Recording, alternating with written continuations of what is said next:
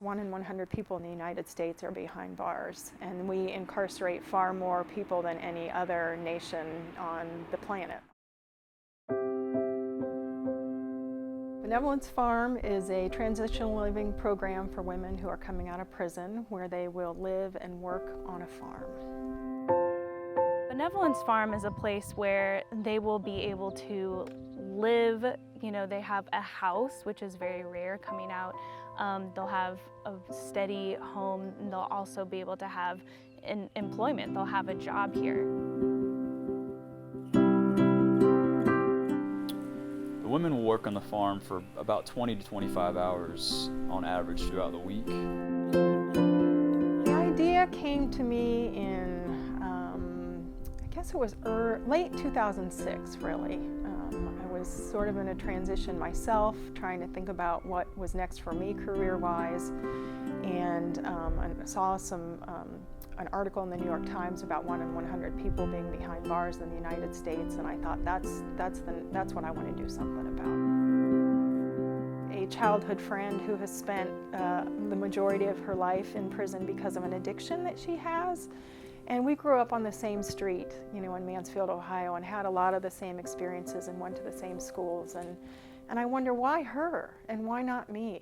How did I get to be so fortunate and to have so many opportunities and so few obstacles, essentially, in my life, and so many other people don't?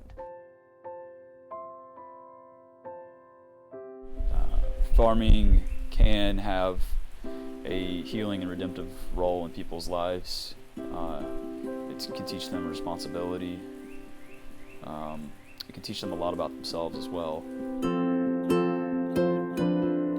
The horticulture therapy is becoming more and more popular, which is, sort of exploring the therapeutic side of our connection to nature and how healing it is. And it's being offered more and more in prisons across the country and in jails and other institutions and organizations. And so we're, sort of building upon that idea.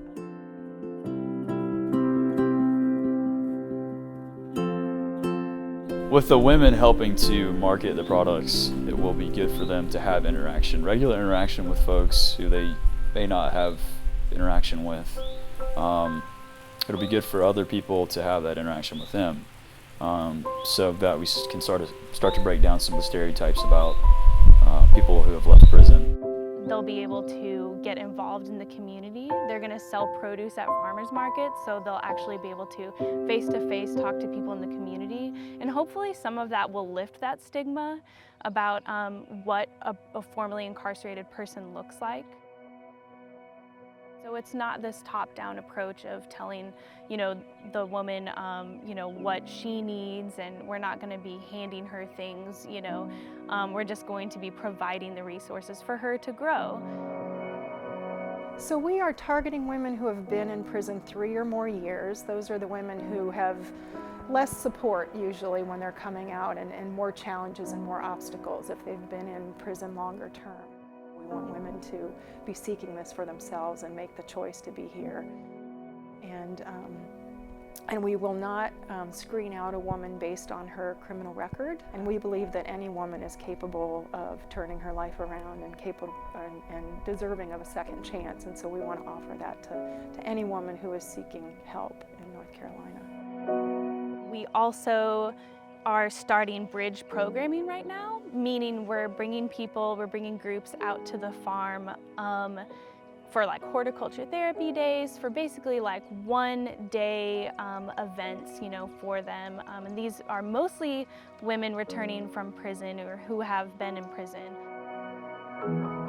We've also been developing a lot of the infrastructure, such as a greenhouse. We're working on irrigation in the next couple of months. And so we're hoping to have a demonstration garden in 2015, and we're going to be going to market with what we have. For right now, we have a 3-bedroom, 2-bath house that will provide housing for 4 women. And longer term, we anticipate building housing for 12 women that will be built back further on the property. We're also preparing the house. We have most of the furnishings now that are ready for when the women will move in, and then we are finalizing some programming pieces.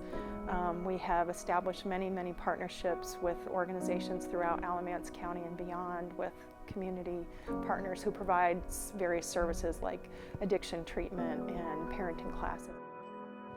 So right now the biggest need for Benevolence Farm is fundraising. We definitely need a little bit more funds to actually open our doors. It's accessible to anyone. You can help us fundraise, through volunteering, or of course, you can help by donating.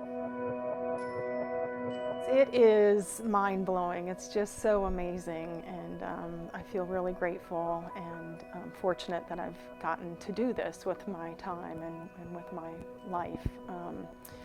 Yeah, it's been amazing to watch it unfold. It doesn't look like I thought it was going to, which is probably a good thing, and there have been a lot of surprises and just so many gifts along the way.